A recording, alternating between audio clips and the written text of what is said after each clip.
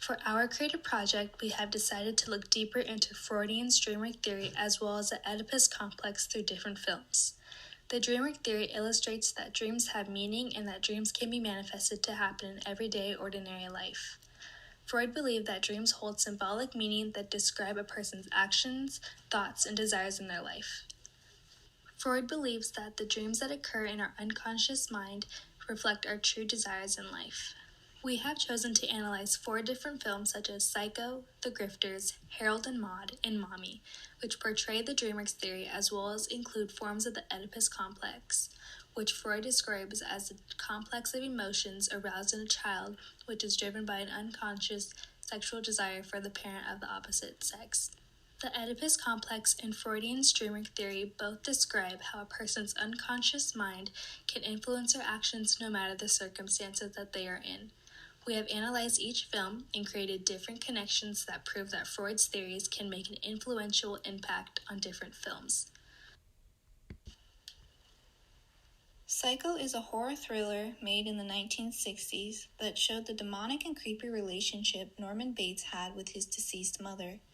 Throughout this movie, we can see and envision the work of the id working in Norman's mind as the dark, inaccessible part of his personality slowly started to reveal itself. We can see Norman's love and fascination for his mother because he dressed like her, talked like her, and even kept her decomposing body in his basement. As Freud mentioned, repressed wishes of this sort and their derivatives are only allowed to come to expression in a very distorted form. We see many scenes where the picture becomes distorted or the cuts of scenes are placed in random order.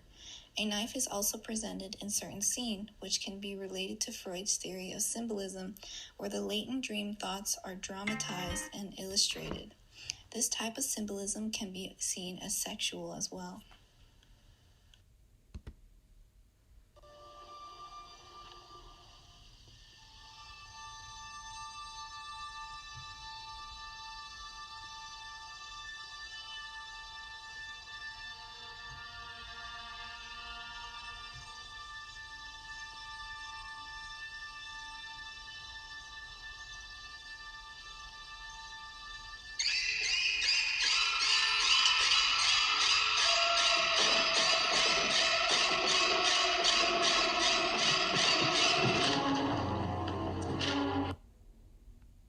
The Grifters is a 1990s dark thriller film that is filled with crime, deception, and manipulation, along with the lines that are crossed between mother and son.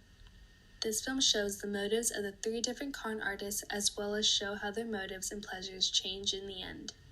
An estranged mother named Lily has a more selfish and diabolical plan set for her son Roy and his girlfriend Myra that presents itself as the id, which according to Freud is the primary component of personality that assumes that she acts in certain ways that are for her own benefit in the end. The Freudian dreamworks theory comes into play in this film by the deeper thoughts and plans that Lily has, which sets a tone for her motives and desires. This film proved that dreams can elevate a person's instincts to making decisions and acting upon them no matter the consequences. This movie opposes the Oedipus complex and incorporates more of a reversed Electra complex, meaning that Roy's mother Lily has portrayed the development of sexual attraction towards her son, with the means of manipulating him in order to fulfill her own success and desires.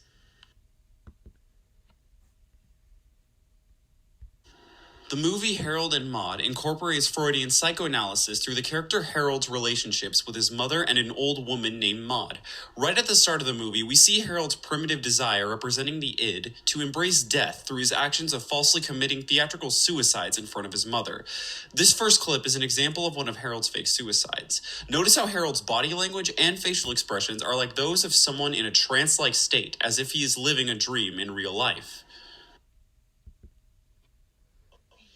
You were a wonderful baby, Harold. Do you think the sexual revolution has gone too far? It certainly has. Do you find the idea of wife swapping distasteful? I even find the question distasteful. Do you enjoy... Harold, please. Gruesome, right? In that same clip, we see the neglect that Harold's mother gives him as she's filling out Harold's dating questionnaire for him. The two factors of Harold's deaths and his mother's neglect come in full circle when we see Harold explain to Maud how his mother reacted the one time she believed he actually was dead. And these two policemen came in, found him with it, and told her that I was killed in the fire.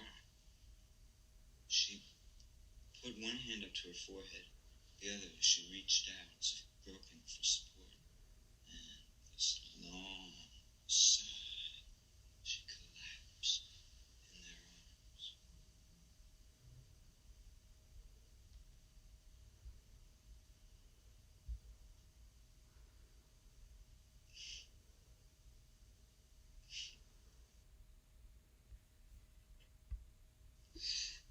I decided then that I enjoyed being dead.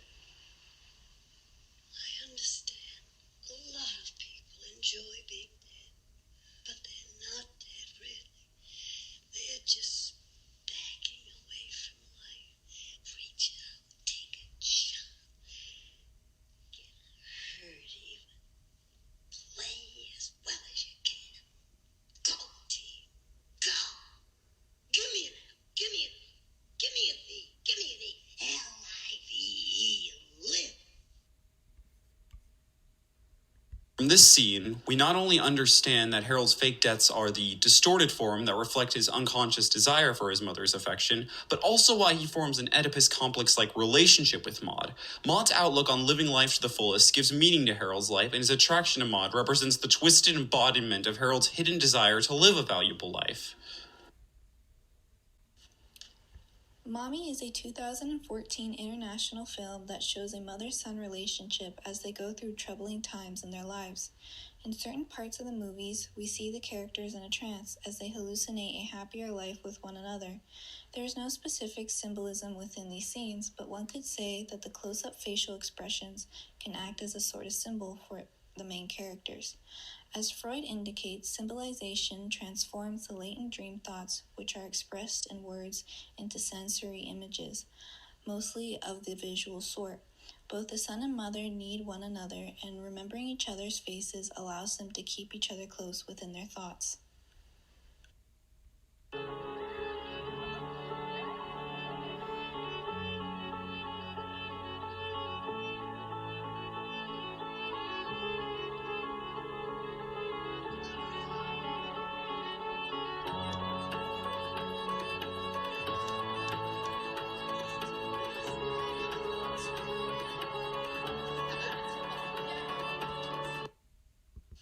By analyzing these four movies, it is interesting to note that Freud's theory of dream manifestation changes a bit over time.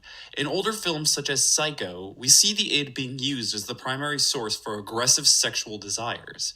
However, modern-day movies such as Mommy portray the unconscious as more of a happy fantasy that wishes to be fulfilled through its dreamlike distortions.